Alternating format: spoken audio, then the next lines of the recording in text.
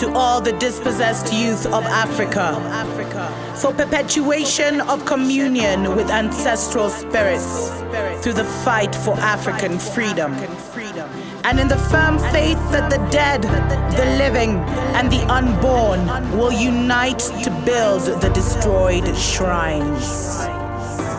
Selah. Hello and welcome, beloveds, to another episode of Ask Dr. Mumbi. My name is Dr. Mumbi Seraki. How you doing? How's everything going? I really do pray that you are well in all your ways and that you're moving into living life truly on your own terms. Special shout out to our Patreon family. We absolutely appreciate, love you just for all the support you give us. And, thank you so much, beloveds, for everyone who has subscribed. We're approaching 100K. That's so awesome. And, for all the comments, especially from our, awakened family. It really just helps people who are just at the beginning of their awakening process to see that what I'm saying is really not crazy, because it really isn't. And thank you for all the confirmation emails that you send me. This is a segment we've started where if you want to ask any questions that are of a spiritual nature, you can always email me, Dr. Mumbi at drmumbishow.com, and I will choose the most popular one and answer it every so often.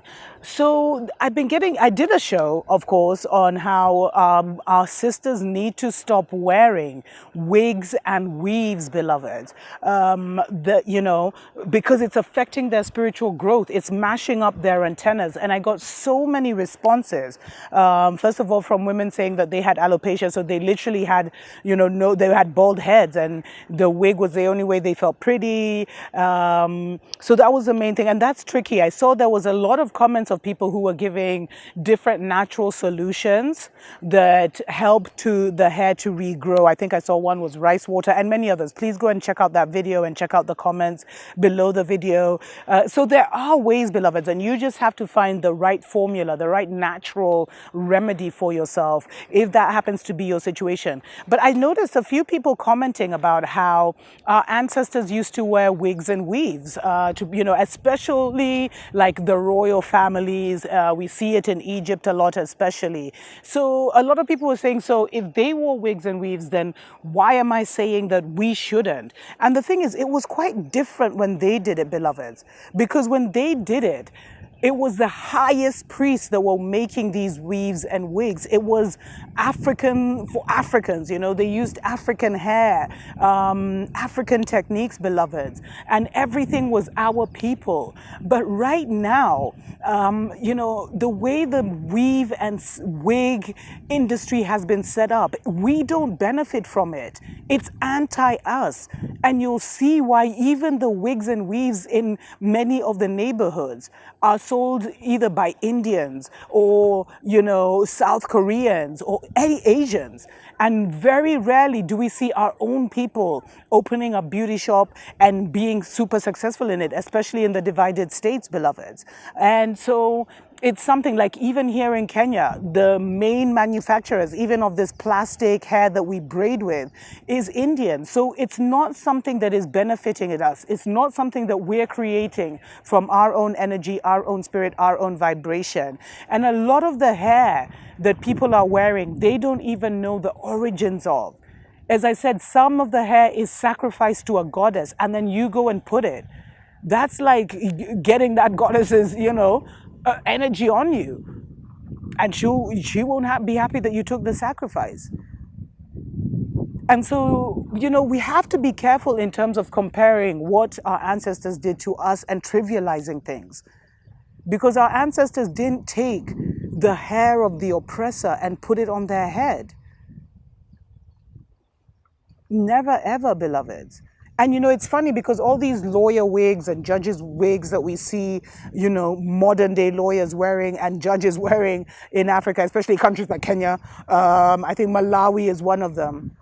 Those ones, they actually came, so the British took that idea from the crown that the pharaohs used to wear as the highest authority in Egypt. And they literally, so they fashioned that around them to give the judges that kind of authority, beloveds. So yes, our ancestors wore wigs and weaves, but it was not in the same way that we do today. because it only had our energetic signature. It was made by our own people for our own people.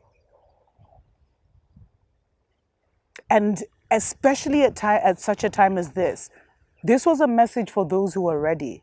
At such a time as this, beloveds, learn to have your own hair, and you can plait your own hair.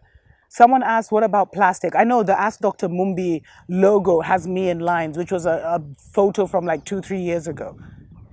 But you can plait your hair without putting plastic in it, because plastic just lowers the vibration and contaminates the hair, beloveds.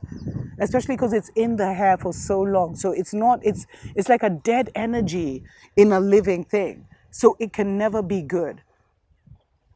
But we need to realize just the level of depth. You think our ancestors, if they existed, they would have been going to the Akhenaten caves to get the hair of the enemy to come and put on their heads? They only wore the highest, beloveds. And so, yes, even our ancestors, they wore makeup, which they made from natural products. There were certain symbols that the high priestesses would put on their faces, and certain signs and designs that they would put. Certain tribes would have, nations, sorry, not tribes, nations would have different signatures to kind of set them apart from the others. But we're doing it for all the wrong reasons, and then we're buying it blindly from those who don't have our best interests at heart. So it's working against us, beloveds. It's not the same thing like what our ancestors did, because many are doing it in order to fulfill or to fit into a westernized idea of what beauty is. Many still see and fall for the Babylon concept that the Mzungu is the most beautiful woman in the world. And that's all, beloveds. Like, really, you see, this is the season to see yourself for real, bare. Even getting used to your nakedness, beloveds. Walking around your house naked if you live alone. This is the time to really see yourself and to really show yourself to Spirit who surrounds you daily. And all of these are just masks that keep you from you. Until next time, chuko pamoja.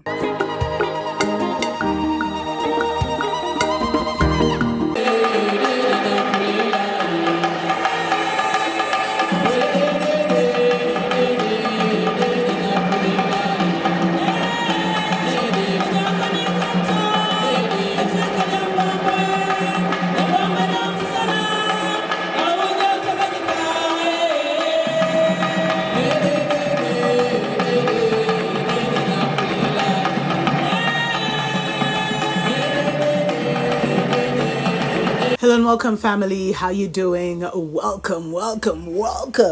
I'm not sure if you're seeing this on the Dr. Mumbi show or the Dr. Mumbi spiritual show, but we just wanted to give you a special heads up. We've been getting, over the last 6 months, we've gotten so many emails from people asking about what they need to do about relocating to Africa. Before, it was like people needed general information, but now people are making some serious moves. So we've started a new community. We're going to actually be starting a new channel. You can find the links below.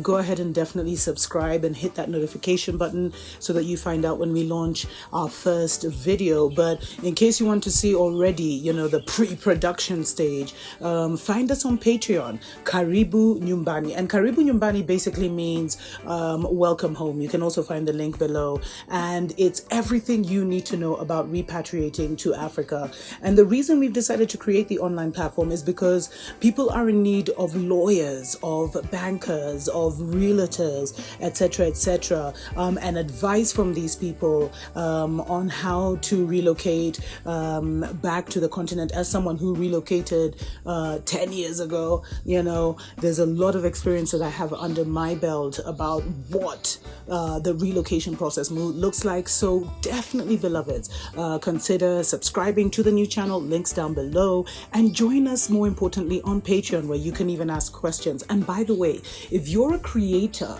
in terms of, if you're a what they call professional, if you're some kind of, if you're a realtor, if you're a lawyer in your country and you'd like to be a country representative to help people relocate, or if you have a consultancy agency, definitely reach out. Dr. Mumbi at drmumbishow.com.